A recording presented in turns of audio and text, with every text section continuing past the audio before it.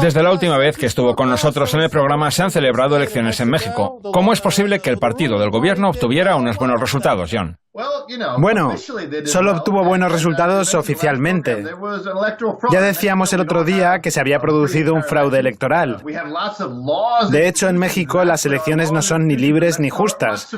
Y eso que contamos con numerosas instituciones que velan por el cumplimiento de la ley electoral, con un control de la financiación privada y la participación directa del gobierno en los comicios mucho más estricto que en Estados Unidos y con unas garantías reales de calidad y autenticidad en lo que respecta a la libertad de voto.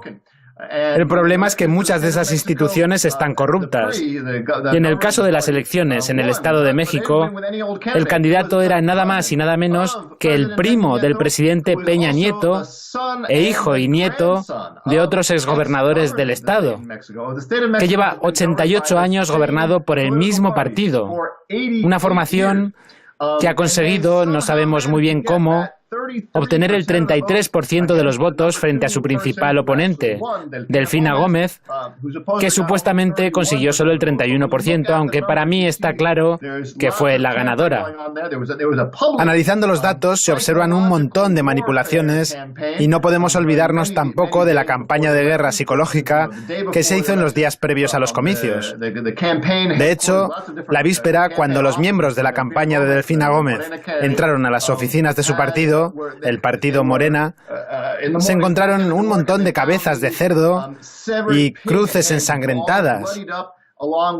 Eso por no hablar de los panfletos y sobre todo las llamadas telefónicas y mensajes amenazantes que se les hicieron a los ciudadanos advirtiéndoles de que si acudían a votar el domingo los matarían.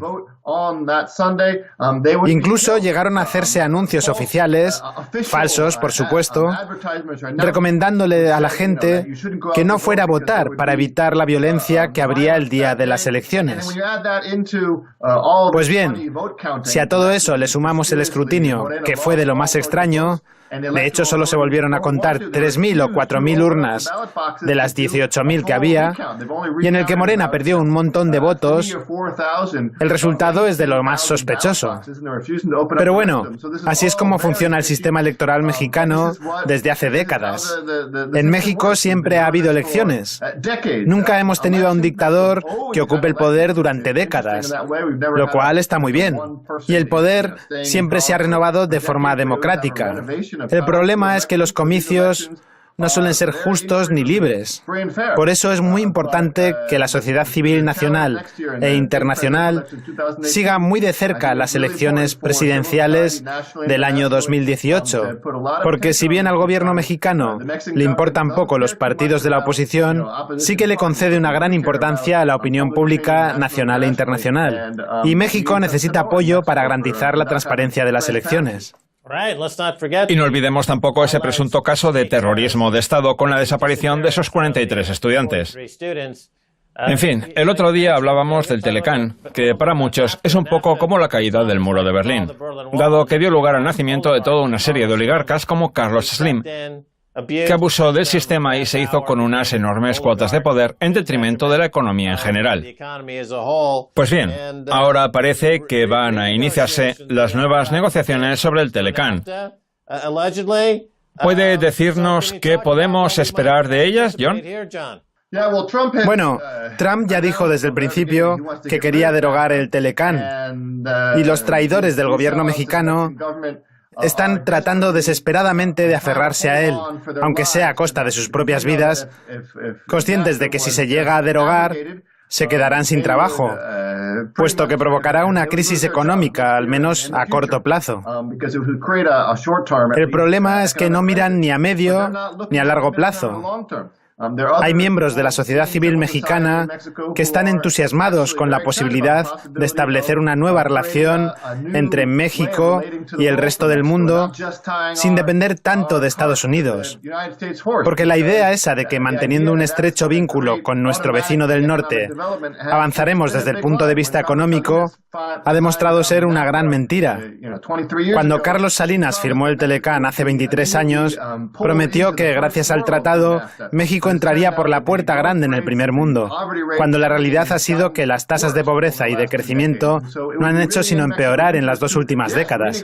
Así pues, está claro que a México le interesa renegociar el Telecán, pero manteniendo su dignidad nacional, cosa que no está pasando, porque el presidente Peña Nieto lo único que hace es suplicar a Trump para que mantenga el tratado en los términos que sea, lo que significa que el acuerdo va a ir aún a peor, con menos protección para los trabajadores, para la economía y para el medio ambiente, y con un aumento en general de la colonización de la economía mexicana por parte de Estados Unidos.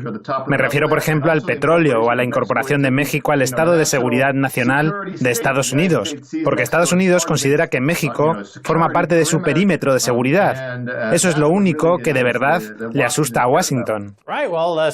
Pues desde la firma del Telecán, Estados Unidos ha pasado de estar en el primer mundo a pertenecer al segundo, por lo que el tratado tampoco es que le esté ayudando de mucho.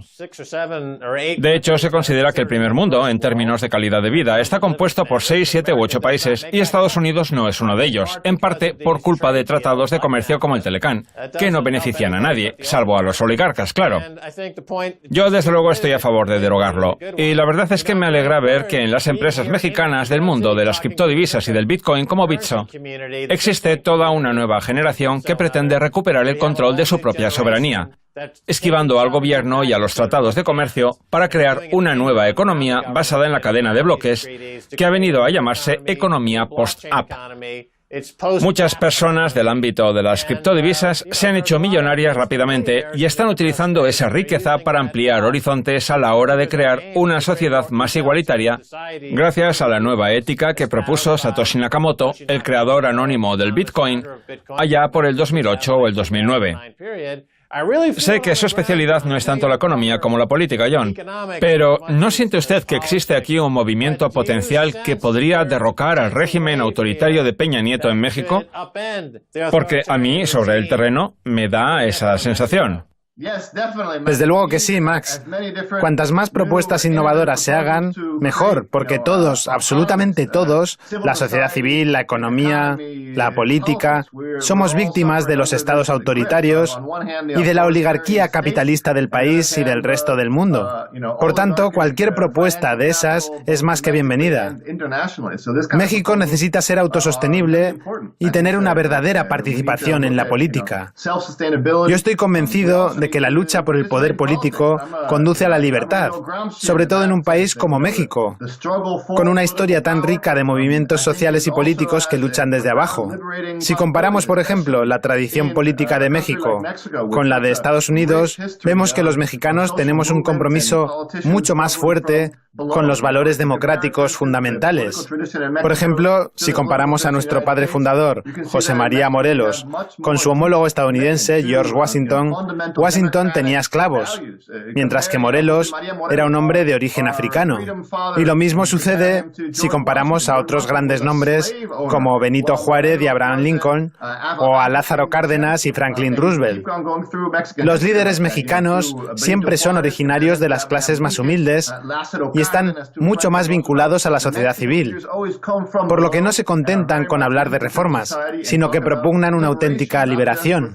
Yo creo que el resto de Norteamérica y Latinoamérica podría aprender un montón de la experiencia que ha adquirido México a lo largo de su historia en lo que respecta a la conquista de la autonomía política y económica y a las iniciativas que se están llevando a cabo actualmente.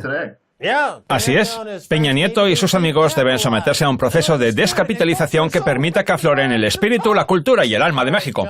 En fin, John, tenemos que dejarlo aquí. Gracias. Gracias a usted, Max. Un placer, como siempre.